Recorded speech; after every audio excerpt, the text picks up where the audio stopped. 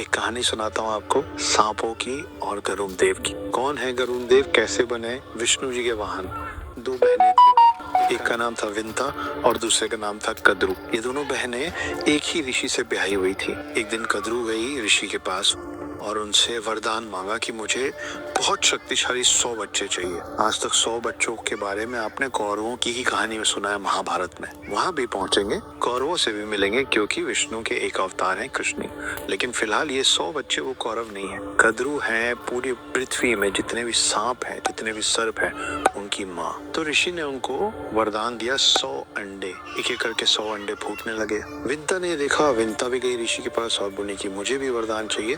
और जब ऋषि ने पूछा आपको क्या वरदान चाहिए, तो विंता ने बोला भले मुझे कम अंडे दीजिए लेकिन कद्रू के अंडों से ज्यादा शक्तिशाली अंडे चाहिए। और उनको मिले 2 अंडे। जैसे जैसे सारे सांप अंडों से निकलने लग गए, मतलब कद्रू के सारे अंडे फूटने लग गए, विंता के सब्र का बांध टूटने लग गया और विंता ने एक रोज 2 में से एक अंडा खुद फोड़ दिया। उसमें से आधा तैयार हुआ अर्ध विकसित एक जीव निकला और वो नाराजगी से उड़ते हुए कहा उसने कि ये गलती जो आपने मेरे साथ की है वो अपने दूसरे अंडे के साथ मत कीजिएगा। और वो उड़ गया। कहाँ उड़ गया, कहाँ गया, उस पे भी आएंगे, लेकिन पहले चलते हैं दूसरे अंडे का क्या हुआ। दूसरा अंडा जब अपने समय पे खुद फूटा तो उसमें से एक ऐसा जीव निकला जिसका शरीर था इंसान का, चेहरा था पक्षी का और साथ में थे पंख। ये था गरुड़।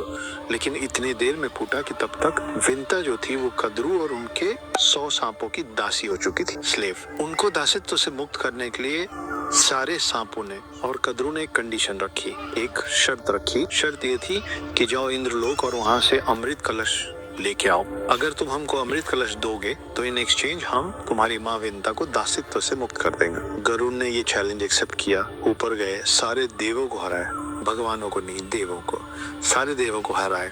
इंद्रदेव, अग्निदेव, सूर्य देव, चंद्र देव, वायु देव, सबको हराने के बाद जब वो अमृत कलश लेके नीचे आने लग गए तो सारे देव दौड़ते हुए पहुंचे विष्णु जी के पास और उनको बताया कि हे विष्णु, हमारी मदद कीजिए, अगर ये अमृत कलश गलत हाथों में चला गया तो बहुत नुकसान हो जाएगा। तब विष्णु आए गरुड़ से ये अमृत कलश वापस लेने और दोनों में हुआ भयंकर युद्ध। उस युद्ध के दौरान 4 अलग अलग जगहों पे एक एक बूंद अमृत गिरा। ये 4 शहर, ये 4 जगह आज वही है जहाँ हर 12 साल में एक बार महाकुंभ होता है। वापिस आता हूँ गरुड़ की कहानी में। इस पूरे युद्ध में विष्णु जी ने देखा कि गरुड़ के हाथ में अमृत कलश तो है लेकिन गरुड़ अमृत चख नहीं रहे। उनको समझ में आया कि खुद के लिए नहीं ले आ रहे। युद्ध को रोका गया और विष्णु जी ने पूछा क्यों कर रहे हो ऐसा, और गरुड़ ने अपनी पूरी व्यथा बताई कि मुझे अपनी माँ को दासित्व से मुक्त कराना है। विष्णु जी को ये जान के बहुत खुशी हुई कि कोई अपनी माता के प्रति इतना ज्यादा श्रद्धालु हो सकता है और इसलिए विष्णु जी ने बोला ठीक है, तुम अमृत कलश वहां लेके जाओ, मैं साथ चलता हूँ। जैसे ही तुम अमृत कलश उनको दोगे और तुम्हारी माँ को मुक्त करेंगे